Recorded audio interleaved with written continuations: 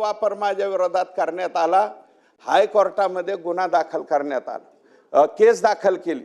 Court नवीन होतं, कोर्टाने order केली यांची चौकशी करा। एसीबीची चौकशी सुद्धा अध्यक्ष महोदय देवेंद्र फडणवीस साहेब किंवा एकनाथ शिंदे साहेबांच्या सरकारच्या कालावधीत थांबतो, या सरकारच्या कालावधीत झाली नाही।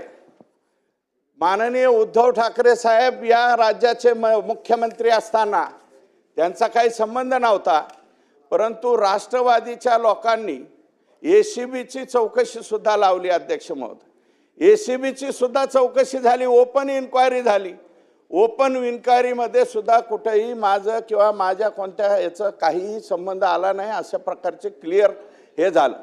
अध्यक्ष महोदय, जयंत पाटील जे सांगतायत ते काही लोक अहिल्यानगरच्या रोहितदादा पवारांच्या मतदारसंघामध्ये कुठंतरी स्पेशल डुकराचं मटण भेटतं, त्या ठिकाणी दारूच्या धंद्यावरती आणि डुकराचं मटण मिळतं, तिथं कुणाच्या तरी मारामाऱ्या झाल्या की लगेच दुसऱ्या दिवशी चालू करायचं। सुरेश धस यांनी हाणमार केली।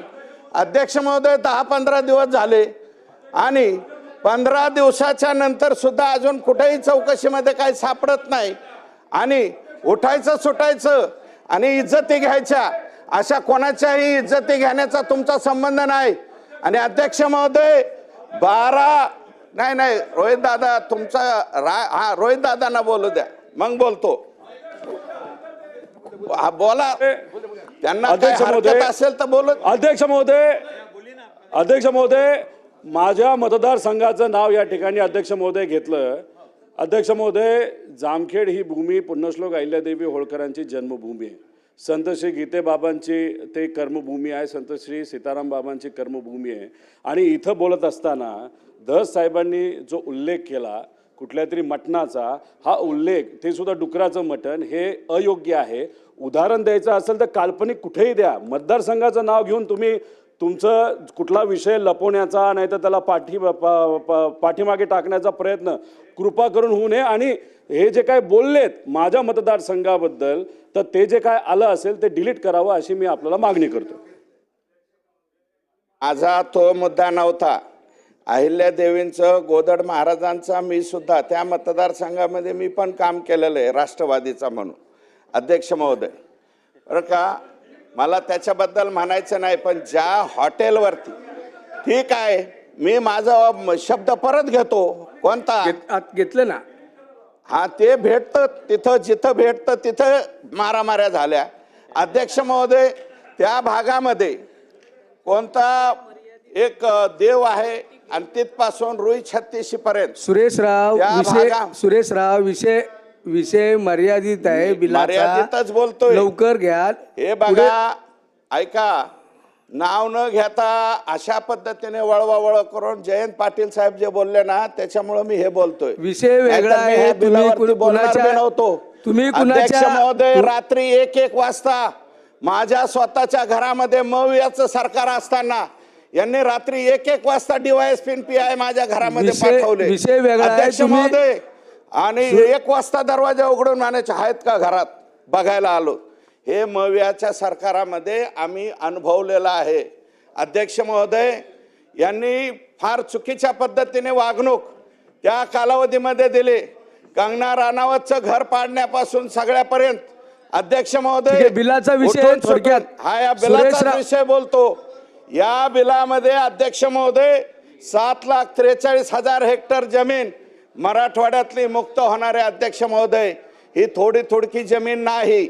आणि आमचा तर आग्रह असा आहे अध्यक्ष महोदय, हिंदू देवस्थान जमिनीवरती जे मदत मासच नाही, खिदमत मास सुद्धा ही जी नोंद आहे, या नोंदीच्या बाबतीत जे मस्जिद इनाम जमीन असेल त्याच्या बाबतीत ते ठेवावं, परंतु हिंदू देवस्थानाच्या जमिनीवरचं खिदमत मास सुद्धा, कारण ह्याच्या कोणाच्या त्या काय हो भास्करराव काय म्हणताय,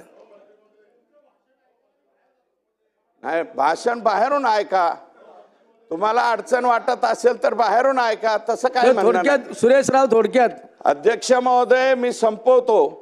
तर ह्या बाबतीमध्ये 7,43,000 हेक्टर जमीन आणि जवळपास 4.5 लाख हेक्टर जमीन ही खिदमत मासमध्ये अडकलेली आहे.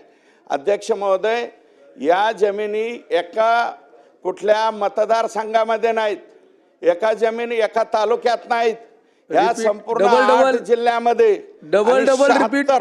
76 तालुक्यामध्ये ह्या जमिनी आहेत. आणि याच्या बाबतीतला निर्णय यापूर्वी कधी होत नव्हता. एकनाथ शिंदे साहेब, माननीय फडणवीस साहेब आणि तत्कालीन महसूल मंत्री माननीय विखे पाटील साहेब आणि आत्ता हा जो निर्णय घेत आहेत बावनकुळे साहेब, यांचं मी मनापासून या ठिकाणी आभार मानतो. आणि अध्यक्ष महोदय, जयंत पाटील साहेबांना मी विनंती करतो की असं कोड्यामध्ये बोलू नका.